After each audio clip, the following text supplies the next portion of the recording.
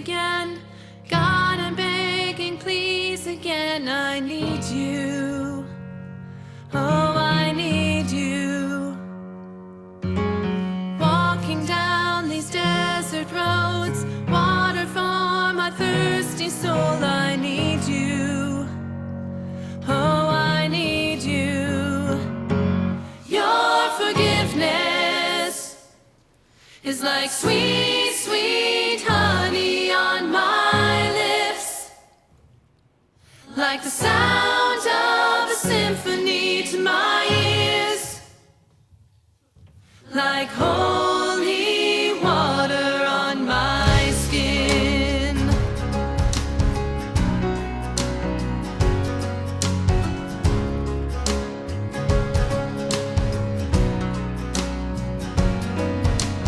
Dead man walking, slave to sin. I want to know about being born again. I need you. Oh God, I need you. So take me to the riverside, take me under, baptize. I need you. Oh God, I need you. Your forgiveness is like sweet, sweet honey on my lips, like the sound of a symphony to my ears, like holy water on my skin.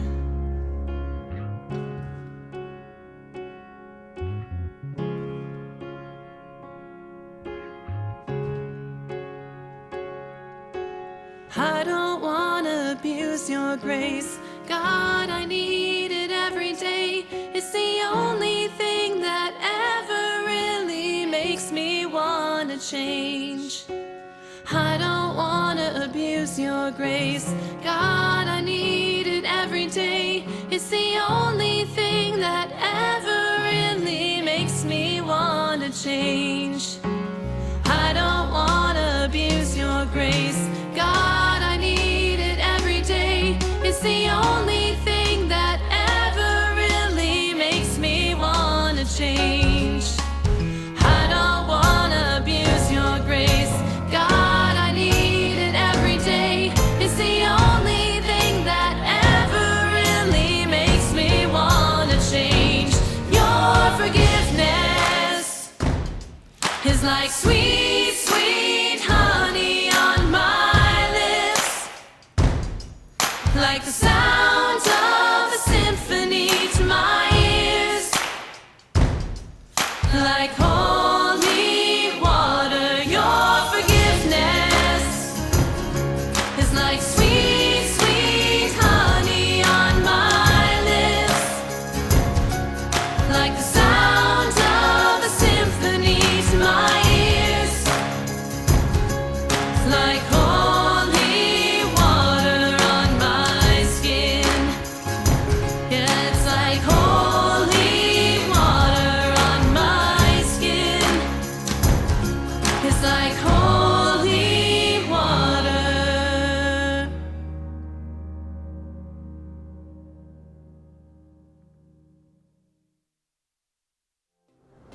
Good morning, everyone. Hope you're having an awesome week. My name's Alex, and thank you for joining us for online worship at St. Peter's. If you're new here, be sure to take some time and check out the resources at the top of this page or in the video description, and let us know you're here with us today. We'd love to say hi. This month we'll be packing boxes for Operation Christmas Child. Packing shoe boxes is a great way to spread the love of Jesus to children all around the world. The boxes are filled with toys, school supplies, and hygiene items by volunteers, and then delivered to children who get to open their Christmas gift and discover God's greatest gift, Jesus. There are a few ways to help pack a box with us this year. You can pick up a box in person at St. Peter's, have a box delivered to you, use your own shoebox, or even fill a shoebox online. To learn more about all these options and how you can help, you can visit the link below in the video description. This week's theme comes from our Bible Gems to Remember book, and if you still haven't had a chance to pick one of these up, you can always send an email to stpkids@stpetersedina.org. We'll find a way to send you a copy free of charge so you can follow along each week. Today we'll be reading about the story of Jonah. God spoke to a man named Jonah and told him to go to the city of Nineveh. God told him to tell the people there that he was going to destroy them because of their evil ways. Jonah didn't want to listen to God, so he decided to get on a boat and go in the other direction. While the boat was at sea, God sent a storm to turn Jonah's ship around. The sailors on board knew that the ship was going to sink if they didn't do something, so Jonah told them to throw him overboard because the storm was his fault. The sailors reluctantly agreed, and as soon as they threw him overboard, the storm stopped.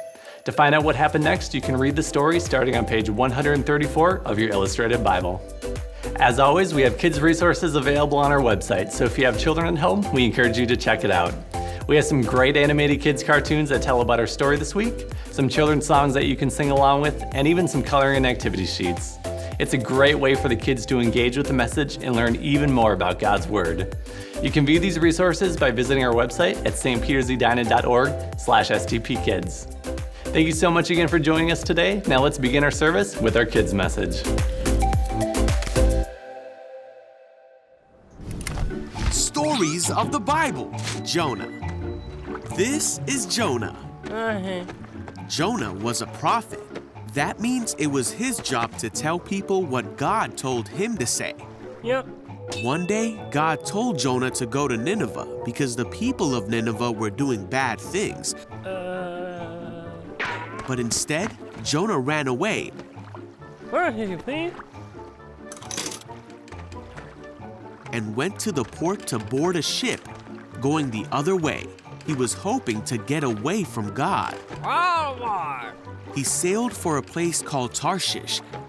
While he was at sea, God sent a great and powerful wind over the sea that caused a storm that seemed like it would break the ship apart. Fearing for their lives, the sailors tried everything they could think of to save the ship. Meanwhile, Jonah was sound asleep, so the captain went down and said, "How can you sleep at a time like this? Get up and pray to your God. Maybe he will help us." Then the crew figured out that Jonah was the reason for the storm, and they asked him, "Who are you? Why is this happening to us?" Jonah told them who he was and that he worshiped the one true God who made the sea. Then he told the sailors to throw him in the sea so the storm would stop. No, why? The sailors still tried to escape the storm, but it was no use. So they asked God for forgiveness and threw Jonah into the sea. The storm stopped at once. Whoa! The sailors were amazed at God's power and they vowed to serve him. Now God sent a great fish to swallow Jonah. Great. And Jonah was inside the fish for 3 days and nights.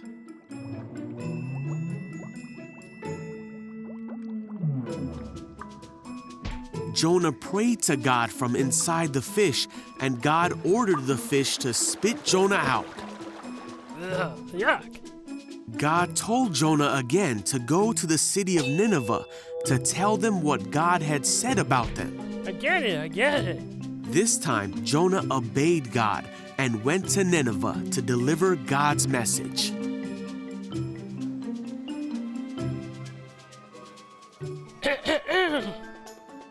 The people of Nineveh stopped doing bad things and turned to God. They were saved because they listened to the message that God had given Jonah.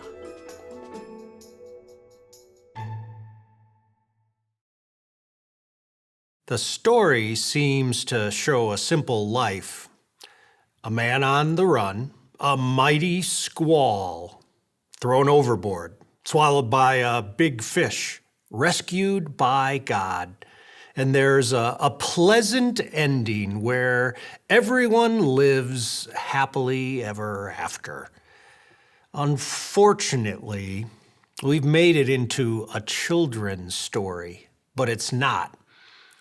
The story of Jonah is full of adult themes. It's ugly, it's sad, it's full of anger and bitterness. It's a story of hate. It's recorded proof of disobedience.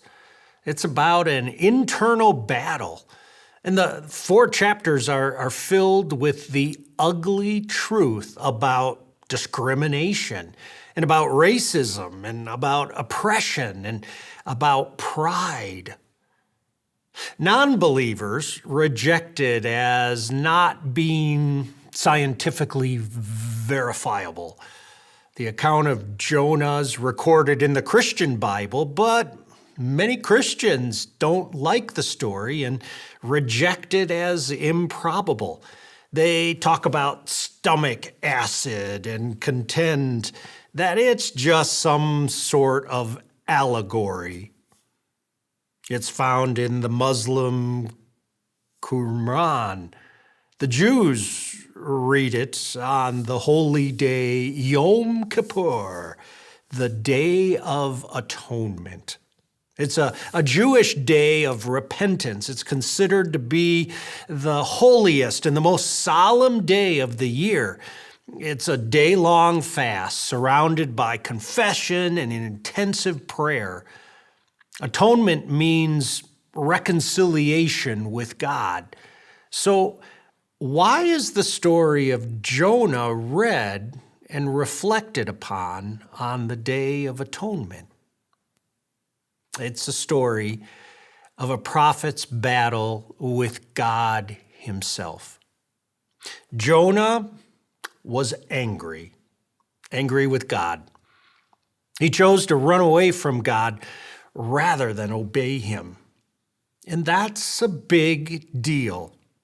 Have you ever noticed that anytime a man fights against God, it doesn't turn out well for him? Remember what happened last week to the 450 prophets who had turned their backs on the real God? The Book of Jonah is the account of a man of God running from God.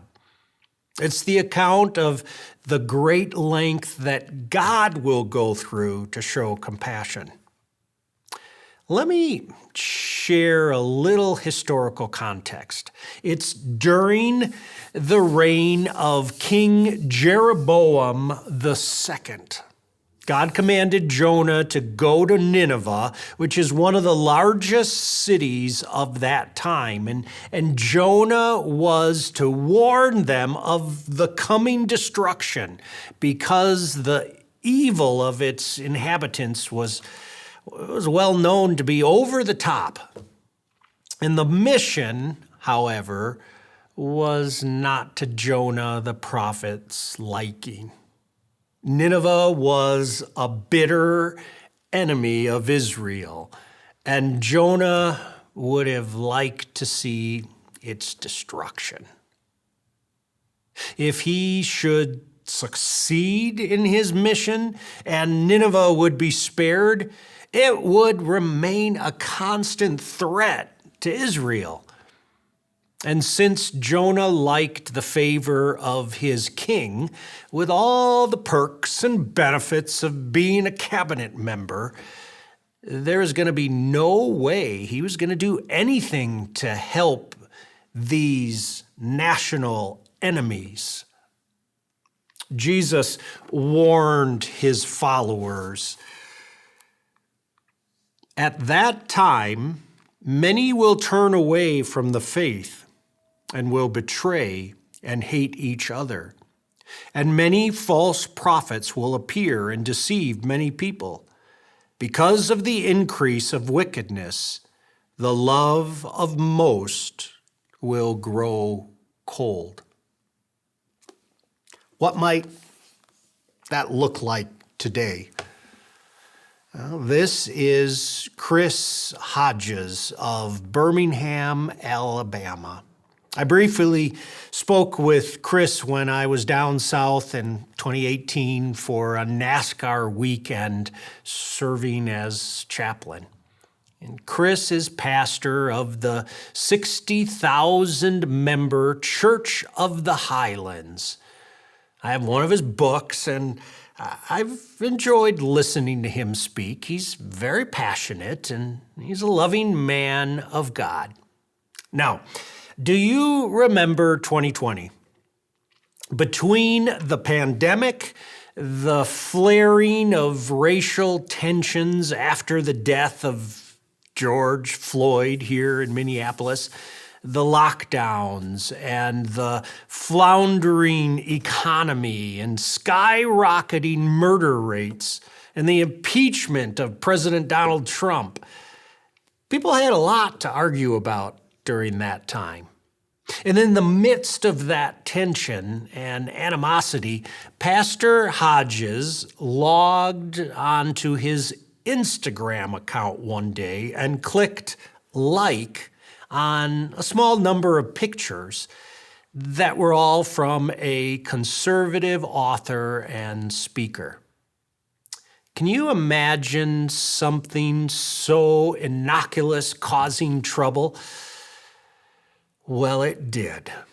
The problem is that it was a post by Charlie Kirk, who's a conservative speaker who was considered in the South to be racially insensitive. So, a high school English teacher living in Birmingham saw what Pastor Hodges had done and felt uncomfortable. And she created a Facebook post to talk about her uncomfort, including an image of Hodges' name next to the notorious likes. And she later ironically told reporters, "I would be upset if it comes off as me judging him. I'm not saying he's a racist. I'm saying he likes someone who posts things that do not seem culturally sensitive to me."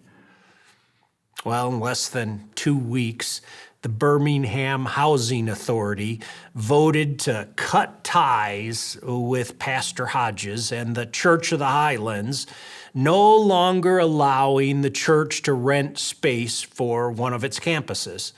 And the Housing Authority also cut ties with Christ Health Center, a separate ministry founded by the church to provide free health services for the residents of public housing. Now, stop and think about that. A local government shut down a free clinic for the poor in the middle of the largest public health crisis of our lives. Why? Well, in their words, Pastor Hodges' views do not reflect those of HABD and its residents. But that wasn't the end. The Birmingham Board of Education also voted to cut ties with the Church of the Highlands after the so-called scandal. For several years, the church had rented auditoriums in high schools to serve as additional campuses on Sunday mornings. They'd paid more than $800,000 to support the school district. No more. The leases were terminated immediately. And the long and short of it is that Pastor Hodges had been canceled because he liked a few posts on social media.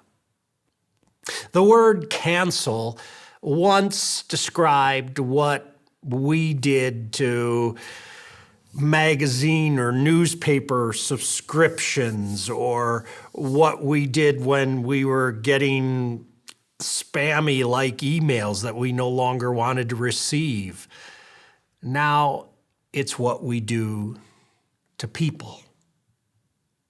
In our society, canceling someone is a punishment for doing something, for saying something, or even thinking something that violates a set of unwritten rules that are currently moving all around in society.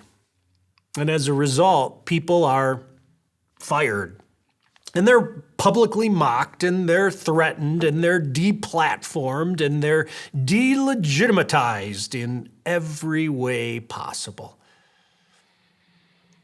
Jonah didn't really have anything positive to say about the people of Nineveh. He didn't want anything to do with them, regardless of what God told him to do. Jonah didn't want to go. These people were his enemies. Jonah knew that God was merciful. If I warned the people of Nineveh, they might stop sinning, Jonah thought. They might beg God to forgive them, and then God would. I don't want God to forgive my enemies. I want him to destroy them. So Jonah didn't go. He was so upset. He really had no use for these people. He was canceling them. He knew God would forgive them, but he didn't want to give them that chance.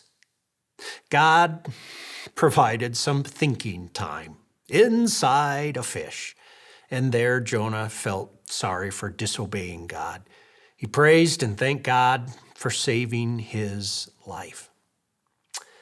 You know, I can think of few things less loving than publicly canceling random people, even trying to get them fired and shamed and silenced, all for the sin of daring to disagree with popular opinion. And yet, that's what cancel culture demands. Now, it bears noting that Jesus spent a lot of time with people in his day who'd been canceled, so to speak. Remember the woman at the well? Women were considered second-class citizens in the ancient world, and Samaritans were scorned. Yet Jesus approached her, and he spoke kindly to her, and he even offered her the water of life. Jesus touched lepers who were untouchable according to the law. He welcomed sinners who were despised. He blessed children when others tried to nudge them away. He expressed compassion for a woman taken in adultery, and he accepted the worship of a woman criticized for pouring perfume on his feet. He touched the eyes of the blind and the ears of the deaf. And he cast demons from the violent. And during his final hours, he comforted a criminal nailed to a cross beside him. And after his resurrection, he reassured a doubting disciple and reestablished the one who had denied him. Jesus had no place in his heart for the cancel culture idea, but he was wonderful at demonstrating God's love and grace to everyone. He still is.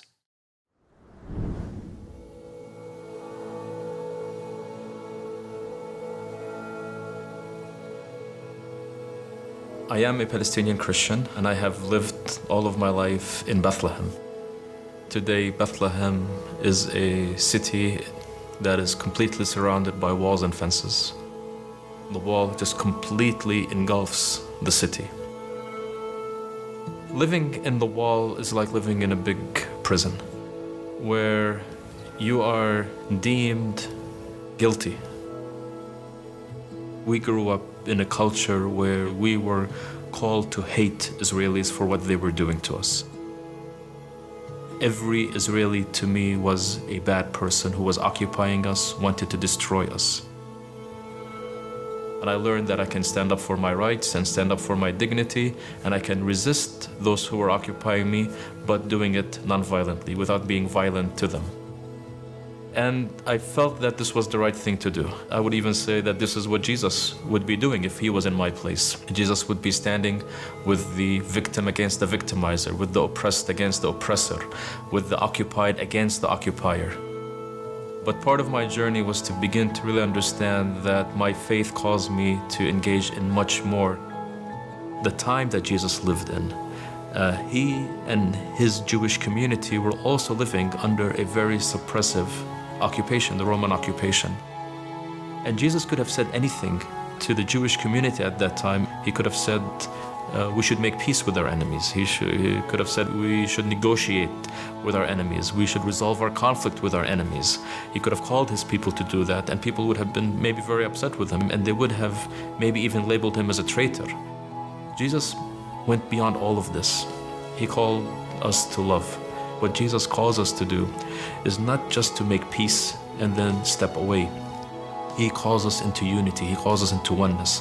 When you love somebody, when you love a member of your family, when you love your wife, your husband, you create a new oneness with them, a unity with them, where there is no other actually. The challenge to all of us is, how are we living this globally as well? And I believe that the teachings of Jesus have the answers that the world is looking for. We are just called out to live them. We are not called to just make peace. We are called to create a beloved community of all the peoples of this land. And that, for me, is what loving the enemy is all about.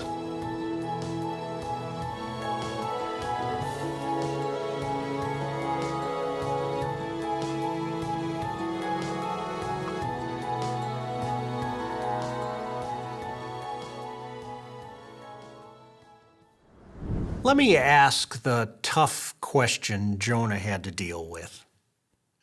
Who are the enemies in your life? And how can you love them? Jesus hasn't given up on you. He has not canceled you. He's right with you, no matter what you've done.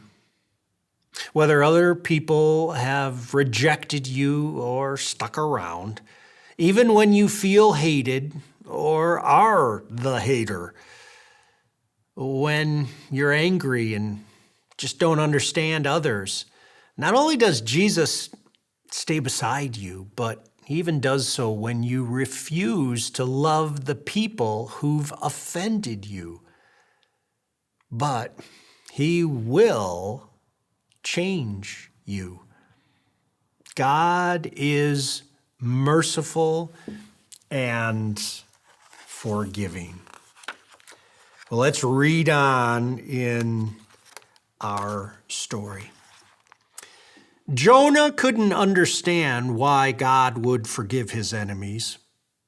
They were such bad people. So God tried to explain. He told Jonah, "These people didn't know right from wrong. Now they do. I had compassion on you when you disobeyed me and ran away. They're sorry, and I have compassion on anyone who prays to me and turns from their sin." It sure is a good thing that God is merciful and forgiving. No one is beyond redemption. The message of salvation is for all people. In the midst of this story of enemies is a powerful reminder of the mercy of God.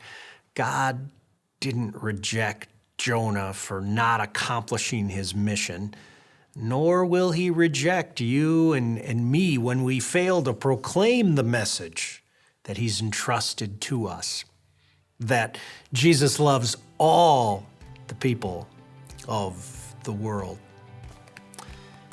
We see in Jonah chapter 4 this about our God. You are a gracious and compassionate God, slow to anger and abounding